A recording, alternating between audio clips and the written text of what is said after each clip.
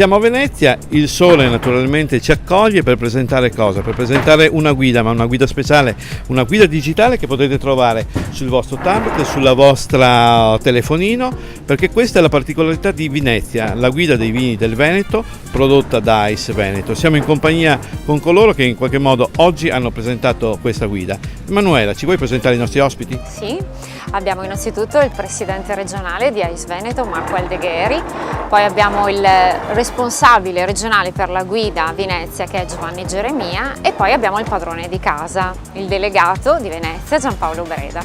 Giampaolo, ci hai accolto con un bellissimo sole, ma non solo. Naturalmente quello che era importante oggi era proprio in qualche modo dare un contesto giusto a una guida importante come quella di Venezia. Una guida che si chiama Venezia, dove poteva trovare la sede per poter esprimere così attraverso le eccellenze e anche delle degustazioni guidate questi vini, e abbiamo trovato proprio la sede qui fronte Canal Grande e per parlare di riferimenti proprio a Venezia come premi, il Fero, il Ducato, Rialto e via dicendo, quindi noi speriamo di poter essere sempre rappresentanti in questa delegazione di questa guida.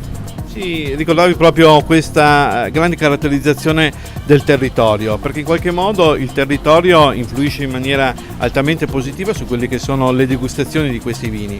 Siamo con Giovanni Geremia. Giovanni, appunto, le vostre degustazioni sono basate su degustazioni, prima dicevamo, intanto aperte al pubblico, perché chiunque può venire e può partecipare alle degustazioni, e poi sul fatto che le degustazioni sono al buio, sono alla cieca.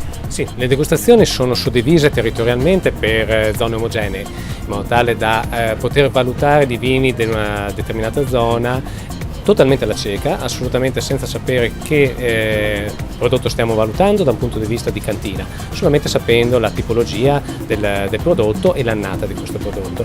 Questo lo facciamo per garantire il massimo della trasparenza, come la trasparenza la garantiamo appunto invitando i produttori a partecipare ai nostri panel di degustazione per vedere le nostre tecniche di degustazione e come cerchiamo di essere sempre al di sopra delle parti per poter dare un giudizio al massimo della trasparenza. Tra l'altro è molto interessante perché poi voi mettete a disposizione dei produttori anche tutti questi dati, quindi servono ai produttori stessi per migliorarsi ancora.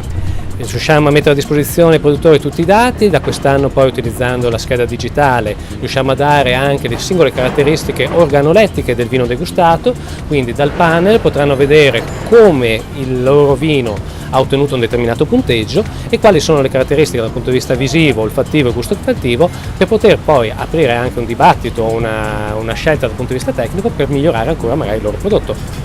Presidente, quindi questa è stata una scelta fatta 4 anni fa, veramente lungimirante, cioè avere un prodotto digitale, un prodotto che è in continua crescita e anche la possibilità in qualche modo di poterlo implementare sempre con nuovi strumenti e con nuove funzionalità. Ci ricordavi quest'anno l'abbinamento con il cibo, perché il vino è importante da solo sicuramente, ma per chi guarda questi strumenti qui, quindi in qualche modo il wine lover, l'enoturista, poterlo abbinare con un ristorante, con un cibo diventa importante. Certo, diciamo che la fatica più grossa l'abbiamo fatta qualche anno fa a livello progettuale per riuscire a immaginare dove poteva arrivare un'operazione editoriale di questo tipo.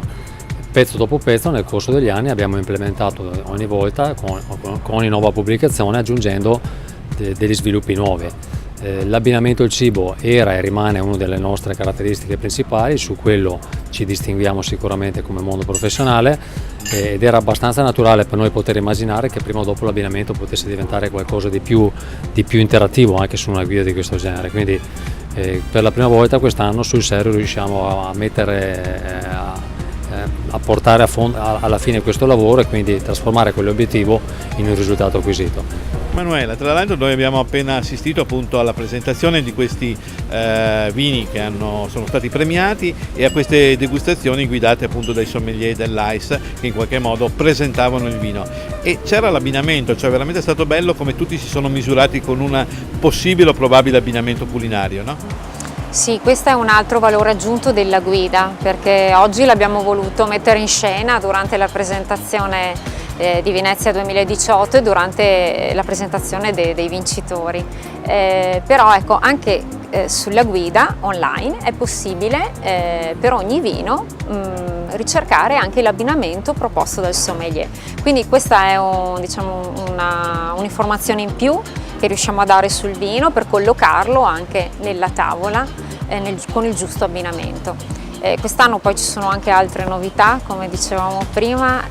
Secondo me molto interessante è stata questa cosa del gemellaggio con il portale che si occupa del turismo del Veneto, nella regione Veneto, perché sempre di più la guida è uno strumento per viaggiare nella regione, per scoprire molto di più oltre al vino. Ma infatti io mi riaggancio a queste tue parole perché avevamo ospite, che ormai è un amico, come ricordavi tu Presidente, l'assessore alla cultura Cristiano Corazzari, e lui ha detto delle bellissime parole rivolte sia all'AIS sia al mondo del vino, dove dentro nella bottiglia c'è un racconto, ed è quello che in qualche modo fanno i sommelier dell'AIS: raccontare un vino ma raccontare un territorio.